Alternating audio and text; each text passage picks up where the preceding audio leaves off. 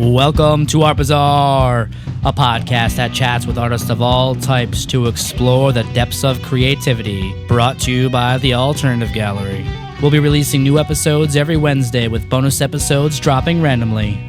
If you like what you're hearing, you can support this podcast by going to thealternativegallery.com and clicking on the podcast tab. I'm your host, Brendan Wunder, creative director of the Alternative Gallery, a non-profit arts organization in Allentown, PA, run through the efforts of dedicated volunteers. On this episode of Art Bazaar, we're chatting with Will Heffner, an outsider artist and traumatic brain injury survivor who makes custom abstract art pieces with found objects and repurposed materials. Will works under the name Desensitized Art, which stems from a diagnosis by his doctors after surviving a car accident. His work is highly unique and can be viewed on Instagram at Desensitized Art. Also sitting in with us is Alternative Gallery co-director Rob Riegel, who I thought would be a fun addition to the convo as he's a tinkerer just like Will. Rob and Will, thanks for swinging by the Art Bazaar. Howdy, howdy. Hey. How you doing, Will? Good, how are you? I'm great. You look thrilled to be here. I'm happy you can make the trip. Mm-hmm. So we're going to start this podcast off with some hard-hitting questions, okay? Who saw Ghostbusters? Not me. You didn't see the new Ghostbusters? I have not seen it yet either. Yeah. I'm the only one here? Do you guys want to hear what I think? I heard it was pretty bad, actually. No, it was pretty badass. Really? More like badass, okay. Yeah, fuck critics. Let's start off by saying that. These guys, I don't know what kind of unit of measurement they have here that wants some kind of perfect Ghostbusters film. And I'm a Ghostbusters fanboy, so I feel like I'm highly critical. It was an imperfect film, of course. There are some things I wish they had done differently, some things I wish they didn't do at all. But it was a lot of fun. It was a ton of fun.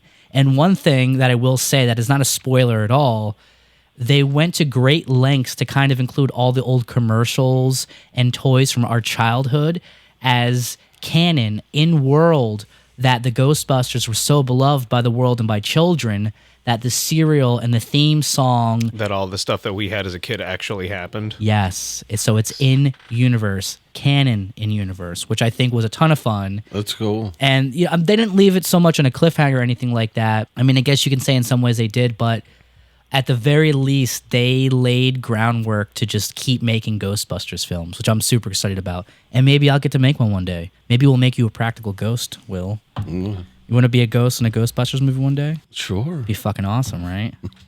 So now that the hard-hitting questions are out of the way, I want to get to, your story, Will, which I knew when we were first planning to do this podcast, you were one of the people I had to bring on because your story is amazing. It is very inspiring. It's a story that's kind of started in tragedy, but took a different turn and ended with a very happy ending. I mean, life, you're alive and life can suck at times, but you made it, and it shaped you into this stronger, more vibrant person in the end, I would say. And it also involves art being used in this really wonderful way that improved your quality of life. Just as some context for the audience, it's been about 20 years ago now, you said, which is crazy, since you were in a really bad car accident. Not your fault, by the way. But I don't want to spend a lot of time talking about the car accident. But fortunately, obviously, you survived the accident. But in the process, you had to relearn to walk, to speak, to move. And prior to the accident, you didn't utilize art in any way. All this correct so far? Oh, yeah. Okay, so how did you view artwork and art in general before your accident? Waste of time. A waste of time? Yeah. And what formed your opinion on that? Oh, my sister went to school for art, and she pretty much got a free ride, and was kind of jealous, and she dropped out. So she was a creative failure. Yeah. What kind of art did she go to school for? I have no idea. You don't remember? I didn't even pay attention. You didn't pay attention? That's how checked out you were as far as the arts. If you knew me back then, you probably wouldn't like me. No. Yeah. Back then, what would have made us be on the same page? What would we have both liked? I know you're wearing a Death Row Records shirt right now, so I listen to a lot of Tupac and stuff. Yeah, I mean, I was doing the same, listening to the same thing. Okay, watching the same kind of movies. Stuff. Yeah, I mean, I was into the Ghostbusters, thing and all that, but not much. We will be different. it couldn't just be your sister flunking out of school that made you not like the arts. Like, what did you think of artists and art back then? As far as like music and No, stuff like visual that, art, like paintings, because a lot of I people... didn't even think of it. You didn't even think of it? No. Didn't even pop in your brain? Nope. So it wasn't a thought at all, and now it's what you spend your time doing. Yeah. What were the steps that enabled that change to take place? Well, I couldn't talk, so After your accident? yeah, I couldn't talk at all. All it said was D D D D D D. Wow. That's all I could say. Wow. For a long time, I couldn't even write. The words were in there, but I couldn't write them down. They couldn't get from your brain to your hand clearly. Yeah, like it was all scrambled. So I started drawing pictures of things like pizzas. Like to communicate. Like, yeah, because I couldn't do anything else. You couldn't write pizza, but you can draw something that kind of resembled a pizza. Yeah, I remember the first drawing I think I remember is like drawing an arcade game for one of the kids. Oh, nice. Like I was trying to tell them something, and I drew an arcade game. That's probably in I brought down for you for the documentary. Yes. So Will and I actually did a documentary together a few years back because I loved his story and I just knew we had to tell it. I thought it wasn't enough to just have that. I wanted to bring him back to have a deeper conversation, which is why he's here on the podcast. What was it, Rob? Was it Mayfair 2014 or 2015 that we first met Will? I can't say what year, but yeah, probably Mayfair. It was one of those 2 years. So it's Yeah. been 9 or 10 years now since we first met you, Will.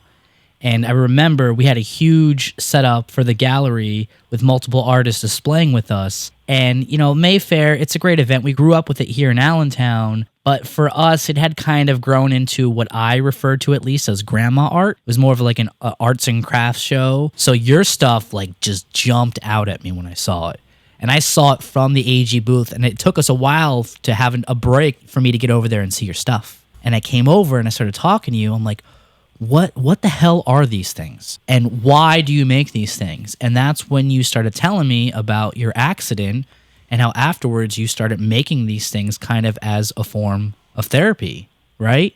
Yeah, it was a weird thing. When I started doing it, a lot of psychologists were pretty interested in it. So I met with a few. I met one at our art show. She bought something for me, and then she called me and wanted to sit down and talk to me and see what happened. Probably how did this happen? Probably, I would imagine, as a recommendation, as additional treatment for other patients, perhaps. Yeah. Oh, yeah. Wow. You could be a chapter in some textbook somewhere and not even know it. That's awesome. I know. There was 3 of them. Wow. Yeah, you never told me that part. That's really interesting. I didn't? I don't think so. Okay. But that's cool. See, I'm learning new stuff. Yeah. That's why we're doing the long form conversation. Oh, there's so today. much, dude. You I know. don't know. I know, but when I first met you, I told you, when I get a camera, a proper camera, I'm doing a documentary about you. It was cool, man. That was fun. It was a great experience. I loved it. And we knocked it out in a day. And I remember what we did was we made Queen City, the documentary about Arts Fest 2018. We filmed at Arts Fest 2018 and we premiered in April of 2019 at the Amaze Theater, which was still one of the best nights of my life. I think one of the best nights for the gallery as well. And that screening, the money we had gotten from that, plus some additional donations, enabled me to get a camera. And I held true to what I said to you. I had my camera for 6 days when you and I filmed that documentary. You were the very first thing I made once I got that camera. It's pretty cool. That's because I knew your story was important. And for those who may not have seen it, we made a short, about 7-minute documentary about Will and his art and everything he's been through. You can find it on both YouTube and Vimeo. Just type in Desensitized Art, and it will, of course, be in the show notes here. It's a really inspiring film. I've had lots of people tell me over the years who have seen it how inspired they are by your story, Will. I haven't heard anything about it. Bullshit. You heard that? We did a screening here that night. I'll just Okay, good. I'm just it's I'd a rather- tearjerker for me. You know what I mean? Yeah, no, and your whole family was there, and it was a very sentimental, heartfelt moment, and I loved how much your kids loved it, and they said that we perfectly captured their dad. Like, that was their dad. And to me, that was the biggest compliment out of everything. I mean, that's why I'm here, and actually. I came because my kids. Great. I mean, they like this stuff, so... And they like this place, and we love having them here, man. So... Fortunately, we were able to make that film and share it with people, and perhaps maybe if you still have any contact info for those psychologists, that's something you could share with them if you haven't done so yet. Oh, yeah, I sent them to... they have it. Awesome. So for those who aren't familiar with your work, please describe what it is you do. I don't know, I just... hunted around flea markets, thrift stores, things like that, and find the weird stuff, whatever catches my eye. And But what do you do with these things?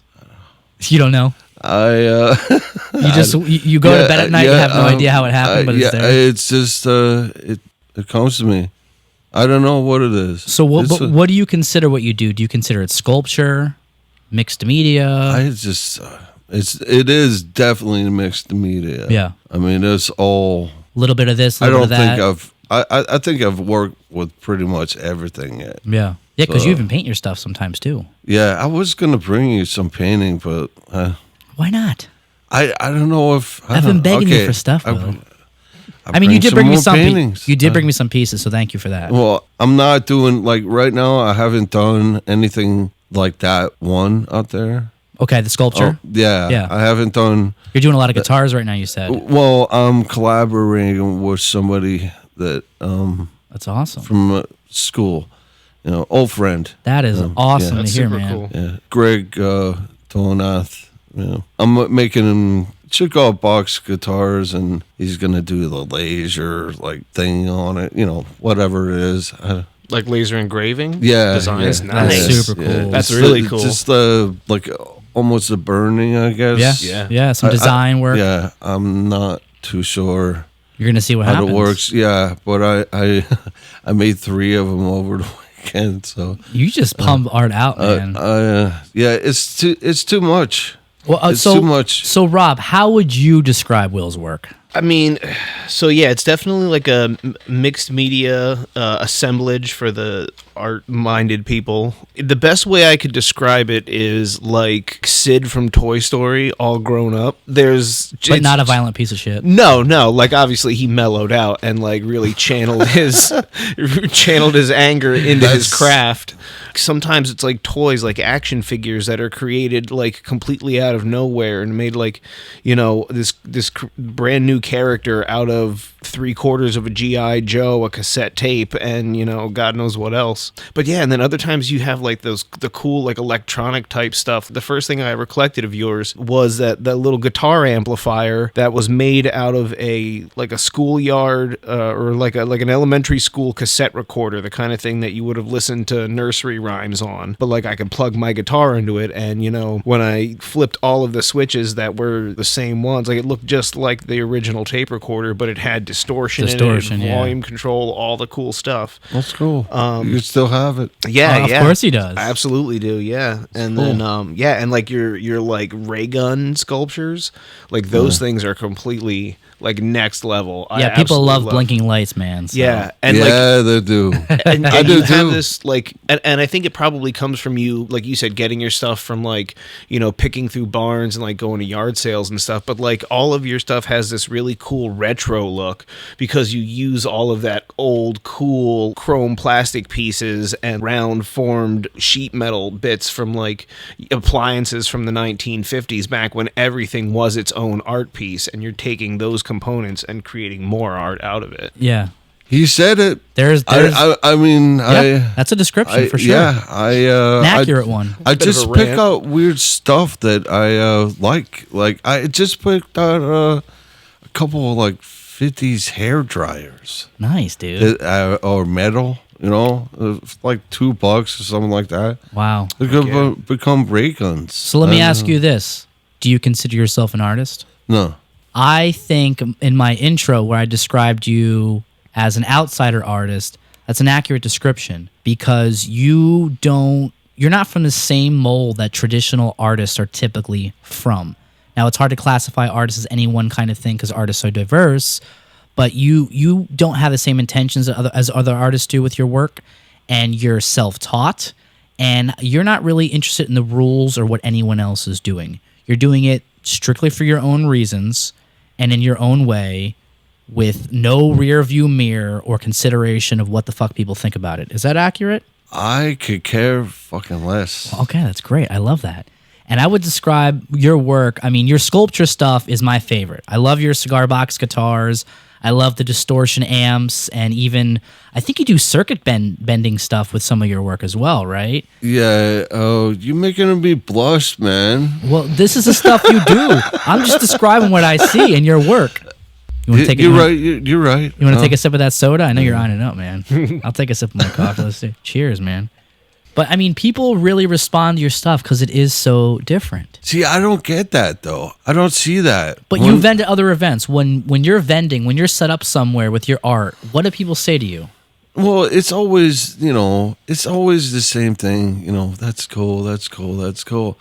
But I don't know. It doesn't faze me. I don't do art for people.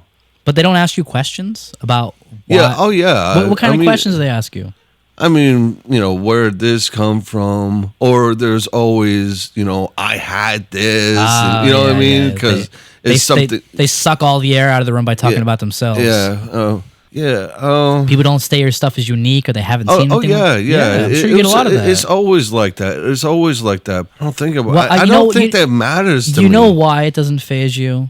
Because the name of your work is Desensitized Art. I know. I know. And why don't you tell us? Just pretend I don't know. Where did that term come from? Desensitized art. A doctor told me that I was desensitized From the accident. Yeah. Well, it came after my dad's funeral. I told him I couldn't cry. Yeah. It was like one of my best friends. Yeah. It was like, well, you desensitized, and he laughed, and I was like, wow. Well, he's sure as shit not desensitized. Well, seriously, maybe the doctor has the same problem. Sociopath, dude. Good God. The doctor's a sociopath, not you. Yeah, I have not had much luck with people. Maybe that's why, too. That, people's words like that, when they tell me they like things that I do, and I respect you guys, like, a lot. And what you were just saying about what work, like, makes me want to do more. Well, we love you. And we love what you do, man. And I want to make sure that, I think it's important we keep each other on track and help each other out. Because it's easy to feel alone and lost out there, man. But you're one of us, and you've been one of us for a long time. At least for 10 years now. You're part of the family. And I'll tell you what, because we've had your art here pretty consistently since we met here at the gallery. And especially guitars, we sell out of those like super, super fast. I think almost every guitar, except for the stuff you needed to take back, we've sold. Is that pretty accurate, Rob? Yeah. At one point, we had a whole wall of them. Yeah, we had a wall dedicated to you. Yeah. And they were all selling out like, I want to say like hotcakes, but maybe we should change it like Will's cigar box guitars because people loved it. And people would make tons of comments to me about how unique they were. And we're in a building full of unique shit. I know. And retro shit. But your stuff still leaps out of people. And I'm not saying this to make you feel good. It's just a fact. And that's why I try to invite you out to shows, which you can't come out to the show this weekend, can you?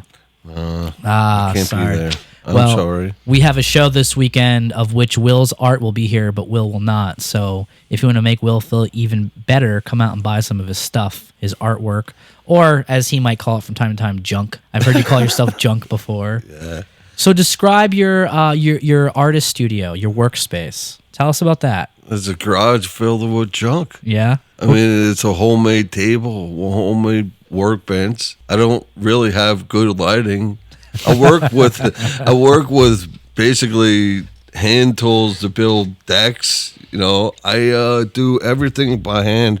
I don't like noise. So I pretty much... Are you very sensitive to noise? Yeah, I pretty much stay away from noise. So like planing and stuff like that, I do by hand. You rather take your time and have the peace. I just, the noise, I don't know what it is. Yeah.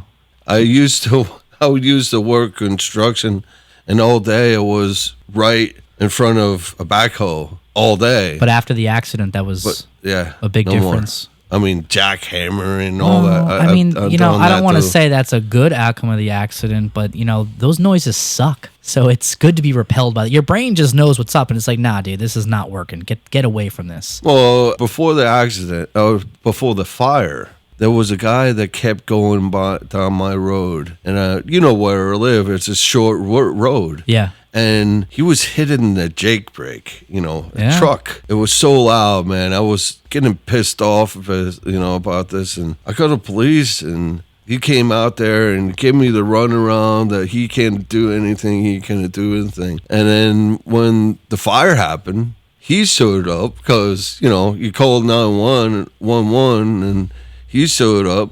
He finds out that I have like a mental disorder, and all of a sudden, it's important that this not happen to me. Oh, now he gives a shit. Yeah, he says to the other guy that, you do it again, I'll shoot you in the tits. You see that guy, arrest him. Like, wow. Well, what's going on? Wow. I even got a hug from him, too. It was... From the cop? So weird, dude. But that's another thing that happened too. Between when we showed Queen City at the Amaze Theater in April, you and I were already planning to make this documentary, but then it was a month or two later, your house caught on fire. Yeah. And that was super surreal because your house the roof was destroyed, and then because of the smoke and then them actually putting out the fire, everything in your house was destroyed, right? Yeah. Except for your studio, which was in the garage. Yeah. And that's in the documentary. When Celine and I, who helped me film the documentary with you, when we came to visit you at your house, your roof was burned and the house was stripped bare. Yep. And you can see what the house was. And at the same time, like if you watch a documentary, we filmed it all in one day. As the house looked like that, we still filmed in your garage with electricity in your studio, which was incredible. And you even said in the documentary, it's like the hands of God came down to protect it. That for me was super surreal. Well, I couldn't leave. My family, they got a rental because the house, you can live in it.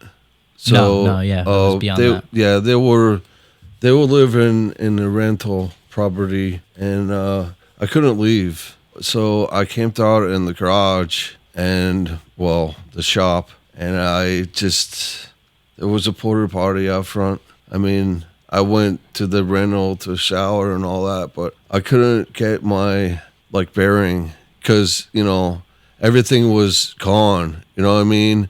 It took a while for me to, process it.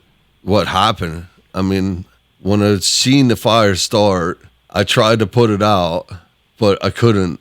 I grabbed a fire, a hose, and I, started spraying it down. By then, it was in an attic, and I tried to go in the attic, and I put down the stairs, and all the black smoke came down, and I couldn't breathe. I had to leave. And wow, you're lucky you were okay, man. I had to give up, and after that, it was like a total meltdown.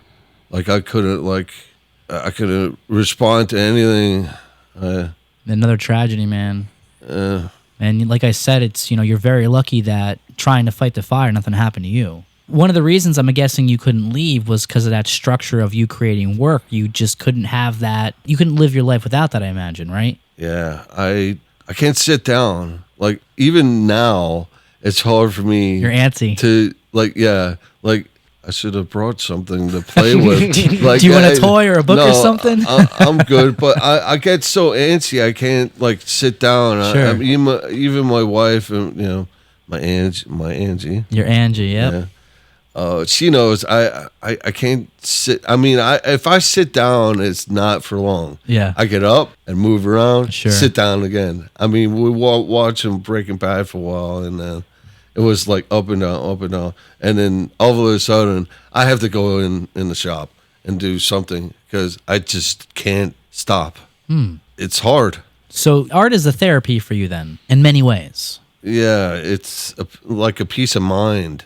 And how does it help you? How does it help you get through your regular day? Keeping the hands and mind busy? Yeah, I have to keep busy. It feels like I have to keep busy or like I'm gonna die. Oh my God. Like it's one of those things like the last day of your life. You know what I mean? Like you got so much to do. You know, it's the last day, and you got to get these things done, and that's what it is. And sometimes it's so paralyzing that I sit there and just like there are so many things I could be doing, but I'm watching TV. It's crazy. It's annoying. Yeah. It takes over your life. Yeah, it's a curse, and it brings like mood swings and things like that. And so I imagine you work in your shop every day then. yeah. Is there ever a day that goes by where you're not in there? No. Never. Not, unless I'm like sick. Like sick. I mean. And how much does that piss you off being sick and you can't do that? It makes me like anxious again to get down in there to do anything. Because do you go in there with like a specific idea, or you kind of just freestyle it and make it up as you go? Oh, it's pretty much all freestyle. Just make it up. Unless I've been working on something the night before or the day before. Right now, I'm doing a double neck cigar box guitar. Ooh. Tell me why. I don't know. There you go, Rob. You hear that? Double neck. I have no idea. That's pretty interesting. I've never heard of a double neck cigar box. Well, you know, one time our friend played at Arts Fest and he had an NES, which was turned into a guitar. yeah, I thought about doing that with a PlayStation 1. Oh, dude, that'd be fucking sick. Yeah, I like the PlayStation 1. Me too, man. 1994. It's the 30-year anniversary of PS1. Put a lot of hours on Yeah? PlayStation 1. Do you play any games now? Or is that kind of thing of the past? Yeah, it's pretty much. No, I can't do it. So do you go on vacation at all? And if you do, like, do you take stuff to work on? No, I haven't been on vacation in a long time. I think is 2008, Really? 2009. So, but you went on vacation after the accident, at least? Yeah. Okay. I went to the beach a couple times after the accident. Things get a little bit depressing when I don't have something, going on, Yeah. like drawing or. Do you do a lot of drawing these days? I do the sketches and things like that. They mostly end up in the garbage. Really? Yeah. How come? Why don't you save that stuff? You don't like it enough? You don't feel it's important? Yeah, I don't really think it is important. All right, well, how about this? Instead of the garbage, put it in a folder and give it to me. And I'll hold on to it for you. Then it's not in your sight line. It's not occupying your space. Because your shop, your workspace, is amazing. Because you have photos everywhere from movies. You have movie covers. I mean, hell, you have a copy of Fear and Loathing in Las Vegas hammered into the wall, which I think is amazing. I love how much you love Hunter S. Thompson, just like me. And Chris Jones. We're all buddies, Hunter S. Thompson buddies here. But, like, there's stuff everywhere in your studio, including some of your drawings. Yeah. Like, what inspired you to do that? To just wallpaper everything with the things that you love in life? It's like an inspiration thing. If I see a picture of a movie, I think about the movie and what happened in the movie, and And why you like it. Yeah. I mean, I made stuff like Reanimator stuff. Yeah, Herbert West. Yeah. I have a piece I can bring you for that too. Nice. Now that I talked about it, everybody wants to see it now. They're gonna want to see it. No. Yeah, I'll bring that down for you. And you always have like movies and stuff playing, even sometimes on mute. What kind of movies do you find yourself watching while you're working on stuff? Right now, I'm watching the worst movies possible, interesting. 80s slasher flicks. The worst stuff. The worst of the worst. Yeah, the cult films, like The Burning. Yeah, that kind of stuff. I don't know. Cutting Class. Yeah, I was watching Warlock today. Okay. The second one. Wow. And the first one, Street Trash. Street Trash. That is one filthy movie. Oh my God. That's like, that movie is pretty insane. Oh my God. And what about music? What kind of music do you listen to while you're working? A lot of punk? Yeah.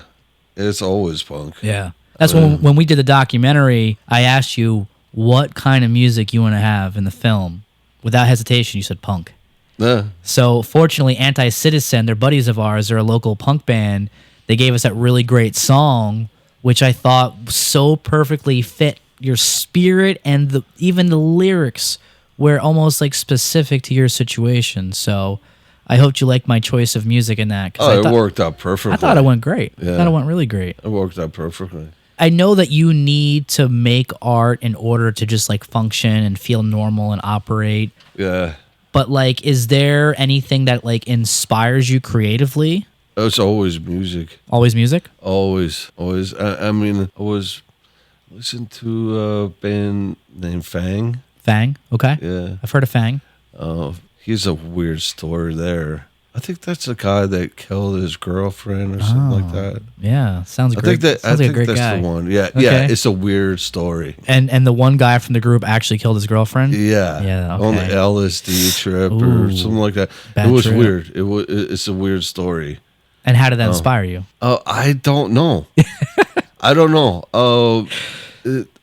Like, does it inspire you specifically, or just while you're listening you get the ideas? Like, how does the creative process Yeah, work for you? it's mostly like the catchiness of it. You know what I mean? Like, or the feeling. You know, sometimes I get these goosebumps. You know, it's so weird. You know? And you never know when it's going to happen. It's hard to explain. So, okay, let's walk me through a normal day. You wake up, you don't have a piece from the previous day that you were working on. You have no ideas in mind. How does the creative process work from you from that point on? I go down and looking around my garage. And what do you look for? Anything that like catches my eye Like that I stuff. could do something Like with. pieces of things that you can use. Yeah, I put things on the wall that could be something. Guitar bodies, like I said, hair dryers, little toys, like, you know, vintage toys. So you have like things an that. idea wall where you start putting things. Yeah, things like I think are really cool, Okay. or weird, or whatever. They go on the wall, or a drawing I made that I think could be something. It goes on the wall, because if I don't put it on the wall where I can see it, I will forget about It it. just might as well be in a pile. Yeah. Then it starts from there. Sometimes it comes from like looking at regular albums. You know, the front covers. I got tons of weird, crazy different albums I go through. So you're just picking at all these little different pieces and areas for inspiration, and then you just start combining things together, and you just to see what you get. Yeah, basically, yeah. Now, when is a piece finished for you? How do you know when it's done? That's a good question. It's never done. Yeah. Yeah, because basically it will sit there when I think it's done, and I will look at it and go past it and think of something else I could do. And then it comes in the shop, it gets torn apart, I go back and do it again and get back out there. Sometimes I've done pieces 3, 4, 5 times, and there's, still doing them again, Wow. And sometimes like that one out there I just brought, I mean, that one was hanging around for a while. So these pieces are almost like transformers, but a very not pleasant process for them. Yeah, right. Yeah. It's almost like mutilation and then being put back together. There's that great saying that no piece of art is ever complete. You have to know when to walk away from it. And I think it applies greatly to you. That's the fun part, though. I agree. Even the pulling, even the deconstructing and reconstructing, that sounds pretty badass. That sounds like a lot of fun. I mean, that's the fun part. It's kind of right, because sometimes it goes too far and it actually becomes garbage. You know what I mean? Like, I've thrown out so many pieces of work because I take it too far. Like, Do you regret I it? ruin then? it. Do you regret it? Like, you wish, like, I should have stopped 2 variations ago. Yeah. Rob, what do you think about this process Will's talking about? This is right in your wheelhouse. I completely understand, because there's so many times when I stare at anything I'm working on, if it's a bike, if it's a sculpture type thing, or painting on canvas, and like I stop and I literally get all like concerned that if I go any further I'm gonna screw it up. Yeah. Like it's pretty good now. and like I might be able to make it better, but I'll probably fuck it up. Like, yeah, I know that feeling totally. Yeah, the wall process though, that's very interesting. Yeah, I didn't know It's about just that. like That's new to me. Putting it in your visual range the whole time, that's pretty cool, because I lose a lot of cool shit that way. Like just I try to keep things like organized, you know, all of my thises and that's on specific shelves, but then it just it becomes a big pile When there's so much random stuff, it's hard to categorize everything. yeah. When you walk past it every day and you see it on the wall, eventually something is going to come to mind. I like how it works. One day it's nothing to you, the next day it has some kind of meaning. Yeah, it's weird. Yeah. It's a weird thing. I stick toys like weird. There's a Teddy Ruxpin outside my shop. Oh, it's probably mutilated. No, I Still couldn't at do home? it. I couldn't do it. Wow. I couldn't do it. See, you're not desensitized, Will. I couldn't do it. Your whole artistic life is a lie, Will. My sister had one when I was a kid. I wanted it so bad, you know. And now you got one. You can't do anything with it. I can't do it. I can't do anything with it.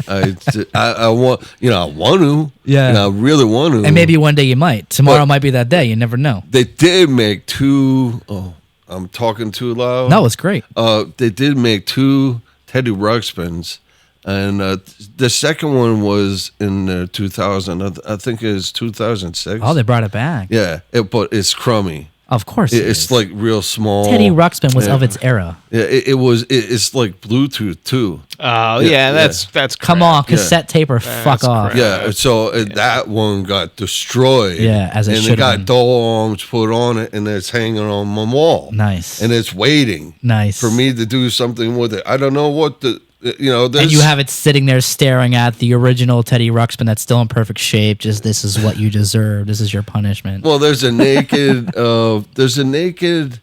Tikumi Elmo. Oh my God. That- Wait, don't they come naked? Oh, I took the fur it's not off. naked. It's skinned. Yeah, Good God. I took the fur off. That's fucking I've seen it. horrifying. So Inside it of looks those things. looks like robotic. But Oh, it's my God. It's the Tikumi The animatronic. Elmo. Yeah. So it's waiting. You know what I mean? It's waiting. I think you've already done your job, my friend. I don't know what to do with yet. You're it's been a couple years since I was in your shop. And unfortunately it was after the house was remodeled. It looked amazing. The family was all back in. You couldn't tell anything happened. And I remember how much work you had.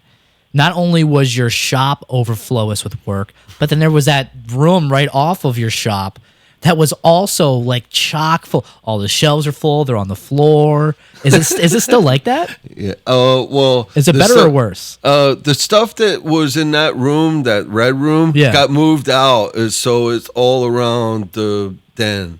The big den area. Oh, so you put it into a bigger room. Yeah. I mean, the other day I made shelves from old 8-track tapes. What? Yeah, just glue, like this real intense super glue. Did you put any photos of those online? No. You should share those. I'm curious. Okay. Sure. So you glued the shit out of them, and then what? Then I bought a thing for welding bumpers. It has plastic welder? Yeah, with the, it's a- oh yeah. yeah, those things are rad. Not what I was expecting, but it makes perfect sense. Well, you got to think up outside the box, right? Of I mean, course. if especially when dealing with plastic. Especially when you're making a shelf out of 8-track tapes. I don't know. I got some Barry Manilow and all that, and nobody listens to it, and polka music and all that. But they got like cool pictures on them. Sure. And I mean, got Frank Sinatra, Okay. and made it little shelves to put cassette tapes on, so you can look at this cassette. So you built these 4 cassette tapes. Yeah. So you mutilated 8 tracks to display cassette tapes. Yeah, now I'm Love going to it. do the same thing with VHS. For what format? For VHS? For DVDs. Yeah. Yeah. DVDs or VHS. No, you should do like a Laserdisc one for DVDs. Be a big ass shelf. I don't have any Laserdiscs. They're like expensive now, and honestly, Laserdiscs, as cool as they are, a lot of the early ones, especially, they have disc rot. They're all going to go bad in the next like decade or two. A lot of them are already bad. We sell Laserdisc here at the gallery, and we've had a bunch of returns over the years because they're just, you can only spot check them so much unless you're going to like watch every single second of the film, like paying attention to know that there's nothing wrong with it. People do that and like, yeah. So laser rots, it's a big problem. So you didn't answer my question. Do you have more or less than last time I was there? Because you keep making stuff, and you said you don't really go out to events anymore except events here. So this stuff's got to be piling up. No, there's definitely stuff. There's more. There's definitely more. That was also the same time that we came up that Alex overdosed on hot dogs. I remember that story. It was like you were having a bonfire. Yeah. Which what perfect way to celebrate, the final step of repairing your house from a fire than having a bonfire, right? And you invited us up when we came. We got there and it was dark, and it was hard to find in the dark because you're just on that long, distant road near nothing, which is great. And then you made the mistake of being a gracious host and telling Alex he can help himself to the hot dogs, which was a pack of like 30, of which only like 4 were missing. I swear to God, Alex must have had 9 hot dogs that night. It is the first time in my life I've seen somebody have a hot dog hangover the next day. I am not joking here. It was like he was like rolling around on the ground. Remember that? That man loves himself a Frankfurter. For those who don't know who I'm talking about, Alex was on the one podcast episode about the films. He's our preservationist here that we work with, and he works in the film archive downstairs. And that boy loves some hot dogs. I'll tell you what. Yeah, I think it was like 8 or something like that. It was like 8 or 9 hot dogs. Lot, it was like, I remember him pulling his shirt up, and his gut was like 3 times as large as when we arrived, and he was withering in pain. And we're inside walking around, and he couldn't even get up. It's all good for me. I don't care, Well, I mean, hot dogs cost like next to nothing, but he overdosed that day on hot dogs. Got the ketchup out, got the mustard out. You might want to call the psychologist about that too. That might be something I want to look into here. Alex's hot dog addiction, and somehow his impossible continued survival from it. Right. But so you're pumping out art all the time. What do you do with this art when it's done? You ain't gonna like it. Sometimes it gets thrown out, man. Oh man. It's just. What do you hate culture? Come on, man. No, it's not that. It's just I don't know. Some of it. Is it just junk to you after a while? Yeah. You just run out of places to put stuff. Yeah, I don't start to decide like what's good enough to stay and what has to go. Yeah, that's why I keep bringing like the stuff you see I post online is what you're gonna get. Yeah. Because that's I think that's enough. Like it's done for me. That one is done, so it can go. But there's stuff that I hold on to because I don't think it's done. Or I got it tucked away. I got a steampunk guitar I've been doing for the last 5 years. Really? Yeah. I'll send you a picture of it. It's really cool. But I just can't, I can't put it online. I can't put pictures of it because I don't think it's done. You know what I mean? It's incomplete. It seems like it's incomplete, but it looks like it's done, but I don't think it's done. And when it is, you'll know. Right. Or you'll fuck it up. Oh, yeah. And then you'll know it was already done, but you fucked it up. I mean, it's got to be 5 years. Yeah, 5 years. Because you don't seem like a very sentimental person when it comes to your artwork. So for you, it's all about the process. You don't really care about the finished product, right? It's the process of making it for you. Yeah. And when it's done, you don't care. You're over it. I don't care. You don't care if someone buys it, if someone displays it. I give it away. Sometimes I get it just here. And I think that's another unique aspect of the arts. It's because some artists, they create only for the final product. I think a lot of artists create for the final product. And then there is a specific sect of people who are artists that make, like you do, as a form of therapy to get through day to day. Hey, it's cool. I got this interesting looking thing out of it, but I don't give a shit about it now. It's what it did for me while making it. Yeah. Right? Yeah. So, Rob, what can you say to the degree of these different types of artists? Because that's one of the reasons I wanted to bring Will on, because I think he is a contrast to certain artists we talk to or even work with, that for them it really is about the finished product. Like they're worried about being in exhibitions or vending or maybe even making prints of their work and getting it out there. Mm-hmm. art can be a lot of things to a lot of people, and I think that, like, in Will's case, and and I get this sometimes too, and with a lot of the things that I do, is that it's compulsive almost, and like when you're in that kind of a mode, you don't have a client to think about, or you don't have a show to fit it into, but you have a feeling and you have an emotion, or you have that like jittery feeling in your hands that they just need to be doing something, and like that's. To me, I think that's a purer form of art. Nothing against the people who, go to school and they strive to be in galleries and to be collected and things like that. Nothing against those people at all. I imagine that's how art began, like the handprints in the cave.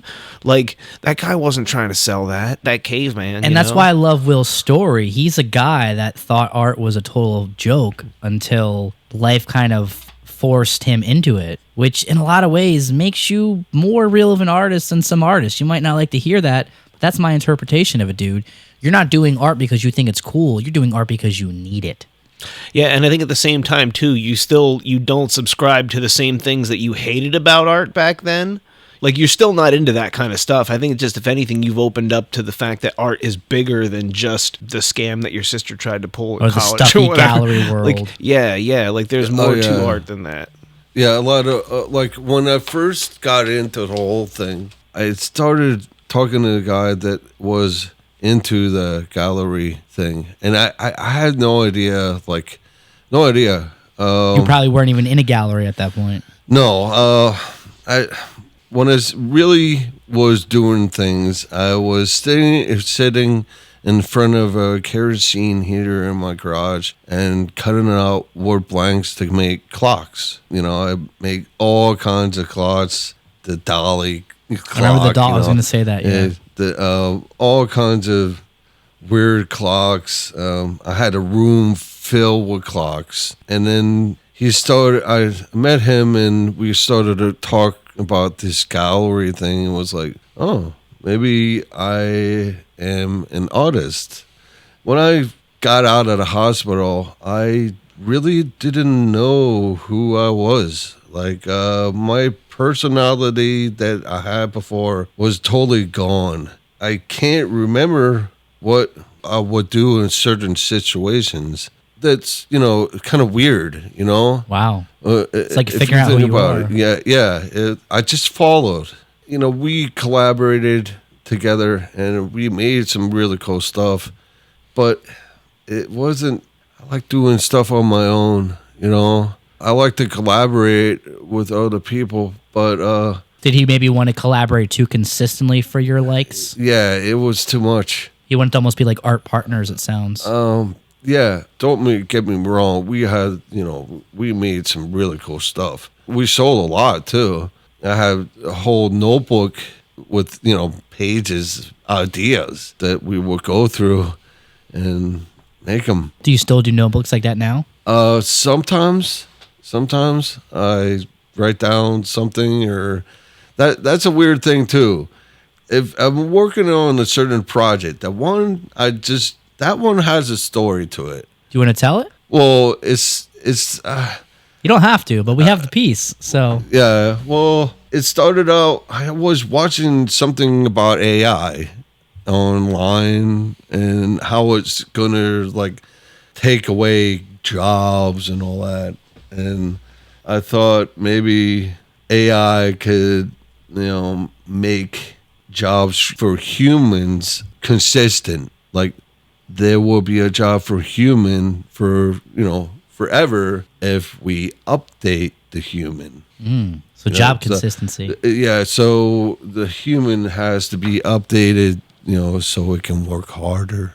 Oh, it's almost like a cyborg. And faster. No soul, but still going to work for that 80 hours a week or whatever it takes to make the pasta, whatever, ship the dildos or whatever, whatever they're doing, whatever the AI wants it to do. AI definitely wants those dildos shipped on time. Whatever. It's not a quick process. Whatever. So the idea is that AI needs more efficient human beings, and in the process of creating them, we lose our soul and our humanity. Right. Yeah. I mean, eventually, I mean, we're going to have to, gear up, right? Well, and it seems likely that's one of the options, one of the roads we're going to travel down here. Like, I know the benefits that AI could do for humanity, but man, the cons outweigh the pros in my book as far as the potential damage, because I know how society works now. This is why I'm concerned about AI. Human beings can't even handle social media. What the hell are we going to do when everyone has AI? Look at ChatGPT. It was not even a year it's out, and everyone's using it to cheat on their college and high school exams. Yeah. And okay, great, you're getting one over, but the education system, the education level of Americans is already way below where it should be. You do a generation or two of that, I mean, we're going to be walking nitwits. Oh, we were already dumbed down. Well, that's what I'm saying, but that's But now. it's going to get worse. It's going to get worse. Yeah. It's going to get worse. I'm a big believer that information is not knowledge. Just because you have access to information does not make you knowledgeable about something. And I think one of the things we're dealing with right now with the internet and social media is too much information. Yeah. Even now, like I bitch about it a lot. Like we don't do ads on my podcast. Because it's not about selling you something. To me, it's about talking to interesting people, letting people into their lives and into their thought process of whatever it is they do or think about, but we're not trying to sell anything. We've become so accustomed to always being sold something. Like Warren Buffett was asked about advertising, and a journalist posed a question and said, "Where can you go to not be advertised to?" He said, "To sleep." Basically, yeah. Yeah, And that's right. Wait until they start fucking with their dreams, Yeah. dude. Yeah. Well, that's Neuralink coming and all too. that. Yeah, Elon's going to figure that one out. Yeah, why not? So you Why got not? more meaning to your art than I think you give yourself credit for. Sometimes. The thing with the internet is it almost makes you want to copy. Like you see something on the internet, Because right? it's so easy. Yeah, you see something on the internet, what is it, Etsy and all that crap or whatever it is. You're like, okay, well, he's doing that. Well, I'm going to do that. I see what you're saying. It's almost like you're just going to copy. Well, what it it's is, not- that what you're talking about is an extension of hustle culture.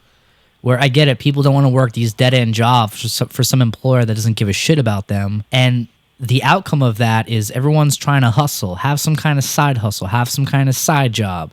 I mean, how many videos are there on TikTok and Instagram and Facebook, Reels of, oh, these are my side hustles I tried this month, and you could try them out too. And it's like, what are we doing as a society? And yeah, I see what you're saying. People see something selling on Etsy, and they're like, Right. I want to sell that too. Yeah. I want to, like, all these flippers, all these people that want to go to thrift stores and buy stuff cheap and resell it online. It's like become a culture. It's become a whole culture to it. I tell you what, that kind of stuff, that reselling stuff has really affected me. What you like, do. big time. Yeah, because so where is your main place to get stuff, to source stuff from? Well, it's hard anymore. Flea markets, you thrift Well, stores too, right? Yeah, I was doing thrift stores for a long time, but now, Yeah. no. You walk in a thrift store, it's like 3 times the price than it was, a couple years ago. Yeah. They got privy So- to resellers. And, Yeah. the whole thing is, because I've been going to thrift stores forever, my whole life. I used to go with my grandmother. I used to go to flea markets with my grandmother.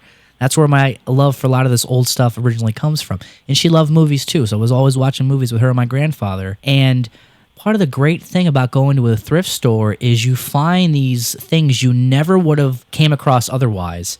And they're super cheap, right? And it's not just oddball knickknacks, but even books and music and movies. Like you find a book for 99 cents that you've never heard of before. You're like, I'm going to just blind buy this and see what I get. Now these places like Goodwill, they got a lot of books for like $8, $9, $10 now. It's like, motherfucker, I'll go on eBay and get it cheaper than that. What is wrong with you? I don't know. And it's because we got these people celebrating hustle culture. I hate hustle culture. I hate it. I get that people don't want to work these bullshit jobs, but instead of making these detours that go nowhere, let's actually change it. Let's fix it. But that requires effort. And let's be honest, a lot of Americans are fucking lazy. Oh, yeah. They're lazy. And now because of that, you're impacting certain things like the arts. I'm sorry, people being resellers is not enough to ruin artists like you as far as your source of pieces. But fortunately for you, there's all kinds of weird stuff out there, though. Yeah, well, I have one particular thrift store. Don't say that where it is. I ain't gonna mention. Don't but fucking tell I anyone. Don't even tell me. always find my things there. Good. And it's one of those real far away. You know what I mean? It's a weird place because it's owned by the church, but none of the people there act like churchgoers. I mean, that's kind of common. I mean, there ain't no Christian in the joint, man. But it is what it is. Yeah. And where I would live, you'd see that. Yeah, there aren't too many types of your caliber out there. I imagine you're kind of on your own. There's nobody like me up there. Well, I'm kind of surprised you said that you found a collaborator to work on, because last time I spoke with you, which was only a couple weeks ago, you were like, I don't leave the house except to come here.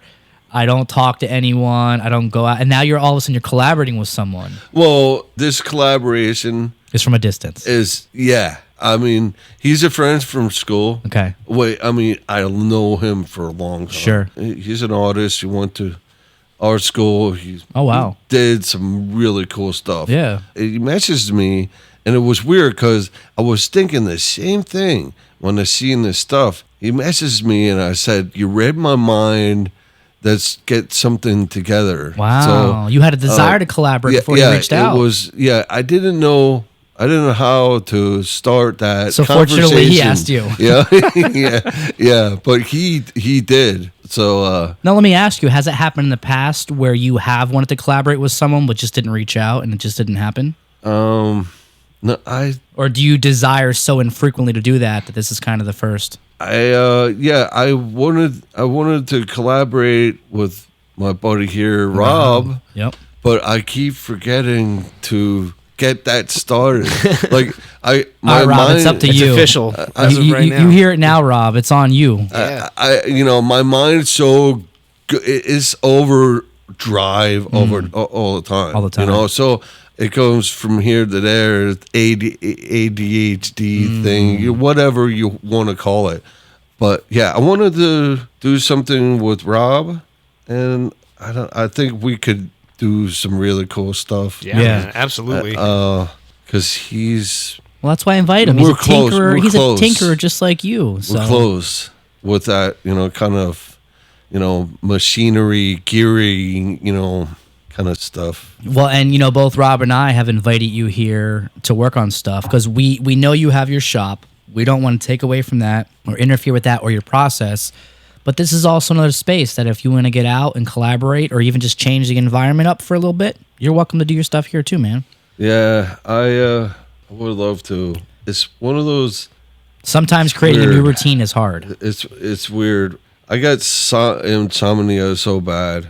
I mean, I told you about the whole getting up 3-4 o'clock in the morning and my mind is racing. Like, I got to do something. Like, And you immediately go to the shop. And yeah, whatever.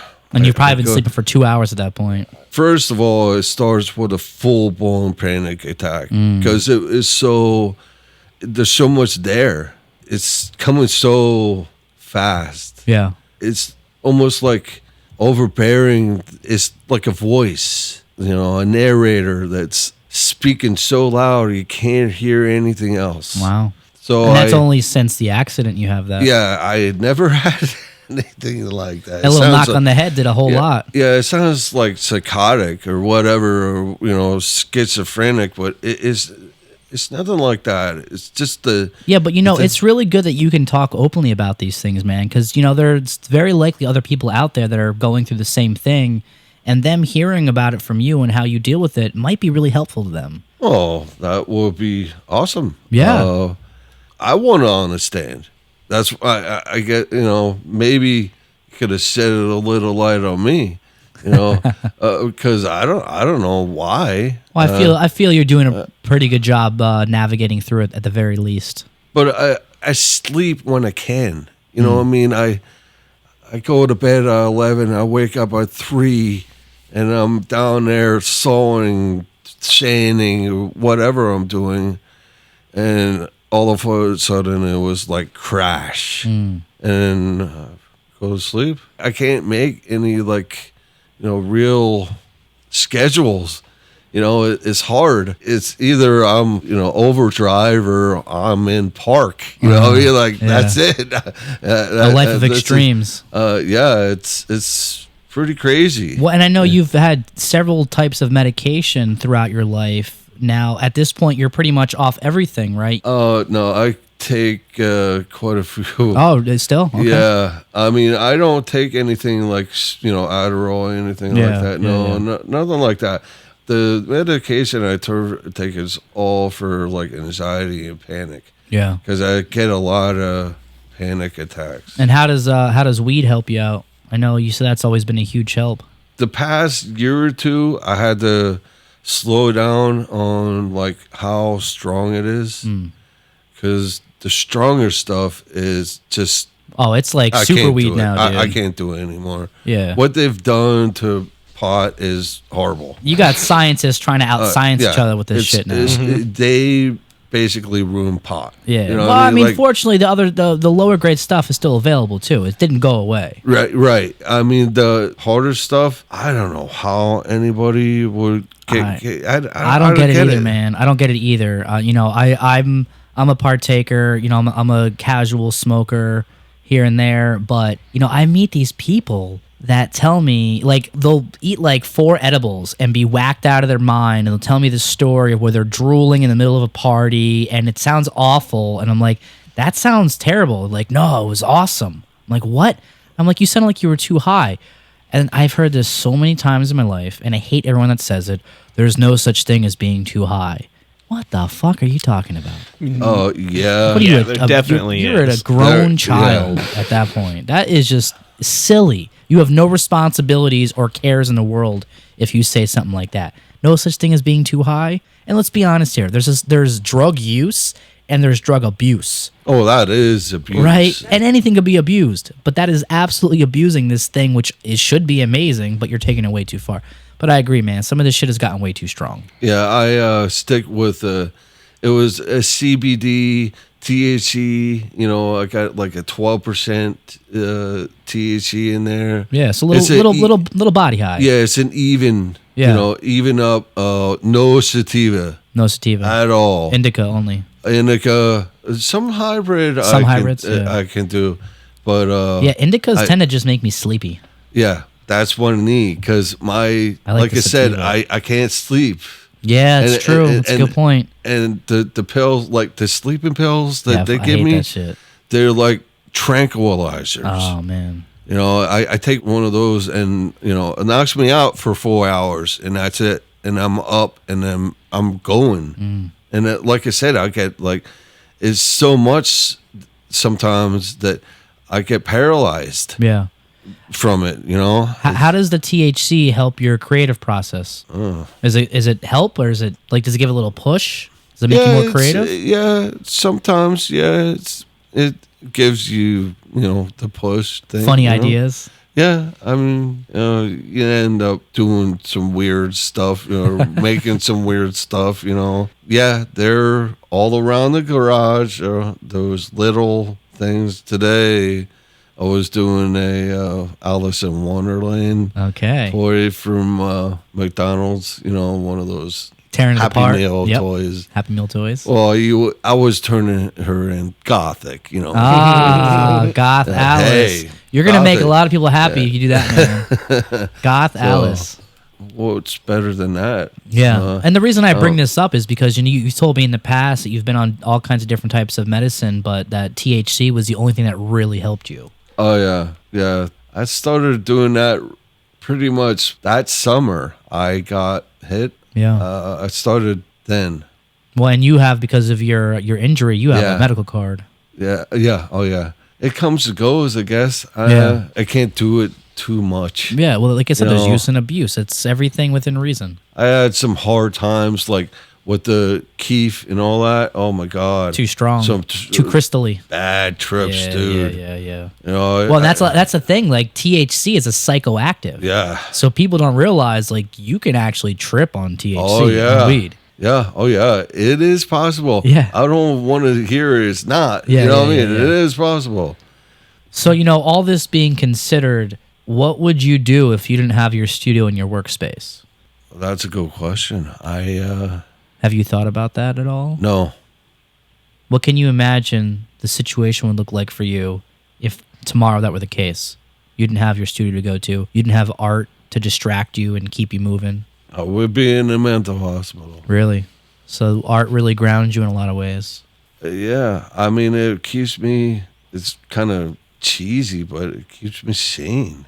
That's not cheesy at all. I It mean, sounds pretty serious. What else? Like I'm talking about when you get down to the bone and you're talking about hurting you thinking about hurting yourself, and there's no one to talk to, but you got, that pencil and paper. You got that, saw and wood or whatever it is, the iron, the soldering iron and, the wire, you got that, but Your experience has clearly changed your view of artwork, I imagine.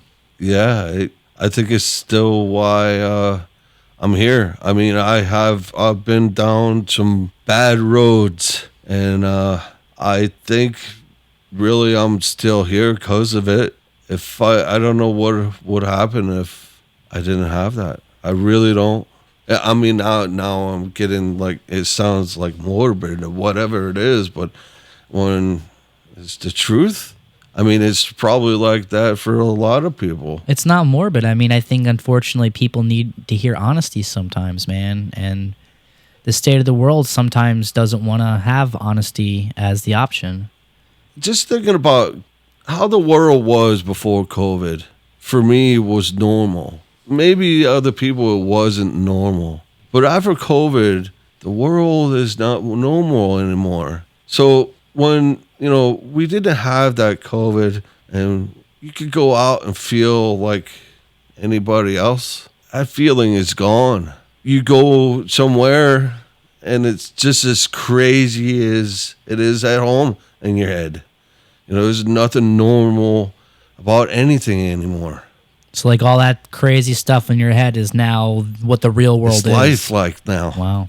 I mean, it was nice to go out and feel normal just for a little bit. Feel like you're a part of the world. But now that's pretty much gone. I mean, I don't know how, you guys think about COVID, before COVID and after COVID, night and day, I think. Well, yeah, it changed a lot of human behavior for sure, especially in the communities that I've seen. Yeah. You have people judging you left and right. Yeah. I mean, basically, you do.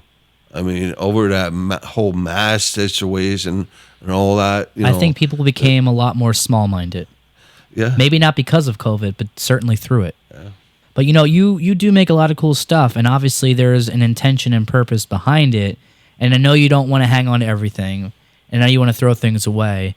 But let's make an agreement here that before you throw those things away, at least send me or Rob a photo and be like, hey, would you guys like this? Can I bring it down? Would you like to come pick it up? Yeah, give us first dibs.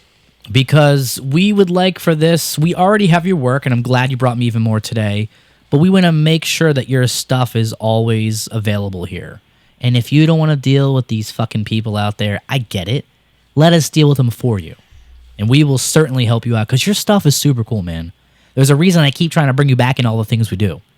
And I appreciate that you do keep coming back for things. Although I'm a little sad you're not going to be here on Saturday. It's a holiday weekend. Oh, that's right. It is a holiday weekend. Well, the reason we are having a show this weekend is because we have an all-female thrash band from Brazil. That's crazy. So it was literally just when they were able to travel. Otherwise, we probably would not be having a show on Easter weekend, which literally until you just said that I forgot was Easter weekend. Yeah. So, but yeah. That's what it is, dude. Okay, I get it. I totally get it. You do what you got to do, man. But we'll have it here. Yeah. Do you have any advice for people who maybe don't have art in their life but might be able to incorporate it in some way to help them out? I hate when people say, I don't have no time. Because if you don't feel good, like you're not feeling right or whatever, you're depressed and all that, but your excuse is, I don't have time. Well, that's not a good excuse. If you don't feel good and there is something to do, to make you feel better, even if it's drawing a circle on a piece of paper. Goddamn, do it. You know what I mean? Instead of like, sitting there trying to feel sorry for yourself. And I've done that, many days. Hey, I ain't innocent, but get it done. You don't have to be an artist to try to be an artist. You can find time to make yourself feel better. And that's it for therapy. I don't know what. I mean, that's a great use for art that I think a lot of people don't apply. In fact, I would guess, based on some of my conversations with people in the past, that people think it's one of those like leftist liberal catchphrases to use the term art therapy. I think maybe even at a point I thought that until I started working with people like you that genuinely used art to save their lives and to change their lives. Oh yeah. It's weird. It's kind of corny. I think it is because I didn't. Like I said, it sounds like bullshit. That. It sounds like bullshit. It sounds like bullshit. But it's real. Yeah, but it is true. Yeah. It is true. I know. I went down some deep roads before I got to that point, and it's. I'm glad it came around. I really am. We are too, man. I have a family, and I want to be around. Be around for them, but I think I got annoying too. You get annoying to them? I think because I'm moody. I'm moody. You've seen the best part of me right now. You know what I mean? Sure. I'm a moody person. I get lazy. I say things I shouldn't say. But it's all love. Yeah.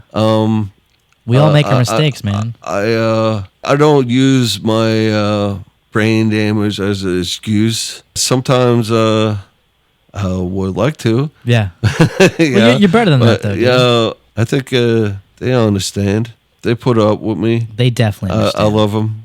And you know what else? You should sure as hell throw another little bonfire party. Invite us this summer.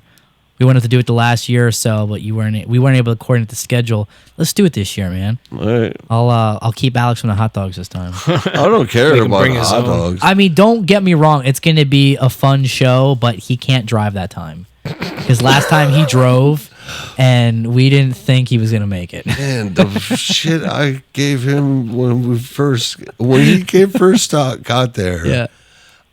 Oh my God. Yeah, He drove. He drove. Yeah. Oh, if he was inebriated on anything, it was definitely the hot dog juice. Okay. Hot dog juice. Man, that's he was sober. He was just in hot dog pain. I'm not. It was. You'll have to ask Monica about it. We were cracking the fuck up, dude. Really? It was really funny. That's awesome, though. Yeah.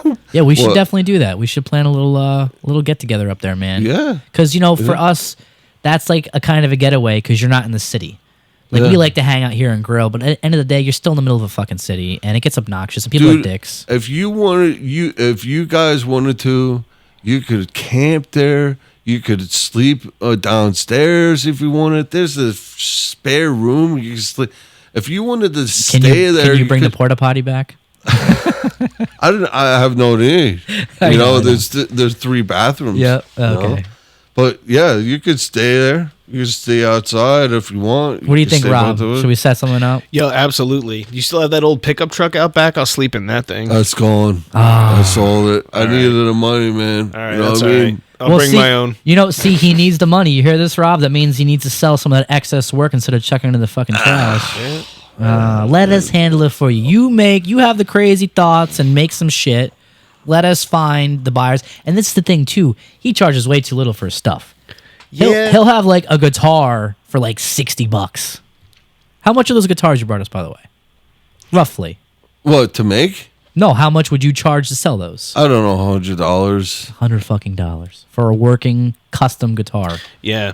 I mean, I say this to too many people, and you're definitely one of them, but like you sell yourself too short sometimes, I think, man. Sometimes raising the price makes it look a little more attractive. Well, if you sell enough of these pieces... I've heard that.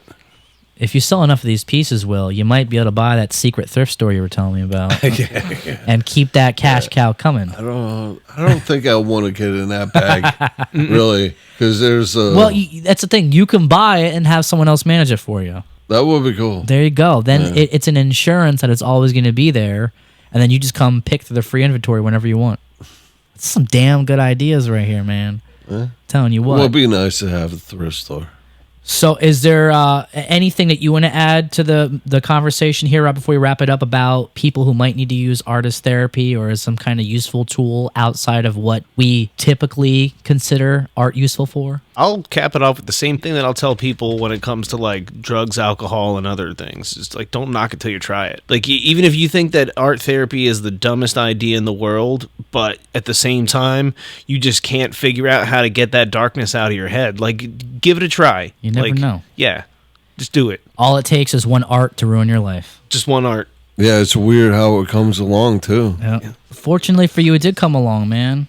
Because who knows what situation you'd be in without it. Yeah, so. I almost felt like a poser. You know what I mean?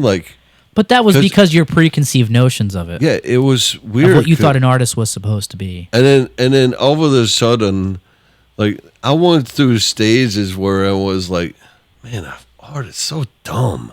And then I was like, man, when I die, I want my occupation to be my death certificate artist. and now I'm like, well, I'm just an idea guy. Now you're like, well, maybe I'll just throw it in the fucking trash. Yeah, you've reached artist prime. You've ascended. You're in the post artist phase of your I dilemma here. It's crazy. It is crazy. Shit. Once again, we've been chatting with Will Heffner, outsider artist and traumatic brain injury survivor who makes custom abstract art pieces with found objects and repurposed materials. Will works under the name Desensitized Art, which stems from a diagnosis by his doctors after surviving a car accident. To check out his incredible work, pop on over to his Instagram at Desensitized Art. I also encourage you all to check out the short documentary Will and I did together about his amazing story and artwork. You can find it on Vimeo or YouTube by typing in Desensitized Art. It's part of the Insight film series that I do. And of course, we'll include that in the show notes as well. Will's work will be on display this weekend at the Alternative Gallery during our next show, which is a Metal Assault, featuring the all-female thrash band from Brazil, the Damn Nation. They are being supported by local acts Plummet, Eyes of the Living, Descendants, and Threnody. I guess I'm saying that right. This is an all-ages show on Saturday, March 30th at the Alternative Gallery. Doors are at 6 p.m. and music begins at 6:30. No punk time. Tickets are $10 at the door, and again, it's an all-ages event. The event link, as well as all link mentioned in this episode, can be found in the show notes. Will, thanks for coming by, buddy. Oh, no problem. Did it feel natural after a while? Oh, yeah. Yeah, I knew it would. Yeah, did I sound... You sound amazing. It was great. Did I go too far? Too far? Yeah. No, that's what the next episode's for. The next time you come on, that's when we're going to focus on going too far, okay? We'll see how far we could take it. Oh, my dude. I want you to write me an essay about the Pope, okay? And read it on air next time. The Pope? Whatever you want. Let's start there. I don't know anything about the Pope. I didn't ask for facts, dude. Well, I did. I'm doing the book, dude. You know that, right? I didn't know that. No. Holy shit. Well, tell me about this before we part ways. Quickly, what's this book about? It's my story. Really? From the beginning to the end. Wow. Well, not the end, but yeah. At least to the end of the book. I started it around COVID, and it's here and there. And sometimes when I'm not doing anything, with my hands like that. You're right. Yeah. What's the title? Do you have one? A Usual Nobody. A Usual Nobody. I want the first copy signed. Signed, yeah. Signed. Well, I don't know how that works then. You write it and we'll help you figure it out, because that's one of the things the AG wants to get into. We want to become a publishing house as well. Really? Yeah. Okay, you can have it when it's done. I'm hoping it will be done my 20th anniversary, which is the 24th of May. So you're less than 2 months away from finishing your book. Yeah. Nice. You heard it here first, people. You little rascals out there listening. Will Heffner's putting out his first book, and we don't know how, but we're going to release it. I don't know how it's going to work, but it's going to happen. I'm not an author, but I'm going to try, because, write it in your own book. I mean, that is a compliment, Badass. right? At the very least, dude, I got a printer and a stapler. Dude, Right? If we have to do I'm a zine good. style. Yeah, No matter I'm good what. with that too. Whatever, you know? whatever it takes, we'll make sure we get a copy. mail of it. I them got all my over the world. first anarchist cookbook that was photocopied and stapled, man. And I bet those could be- copies could probably go for dumb money. Yeah, right. Like VHS, the bootlegs now go for more money than the originals. Is absurd. But I know, it's the way the crazy. world works. People want that. It's like it's almost artistic in its own way. Yeah. It's a piece of art. Well, thank you again, buddy. It was really great having you here. Okay, thank you. And we're definitely going to bring you back sometime. And if you out there who are listening are enjoying the Art Bazaar podcast, please help us grow by liking and subscribing to the podcast. We want to reach a worldwide audience to help bring attention to all the amazing creators and unique folks we bring on. They certainly deserve it. And that's all for now. Thanks for listening, everyone. We'll see you next time on Art Bazaar.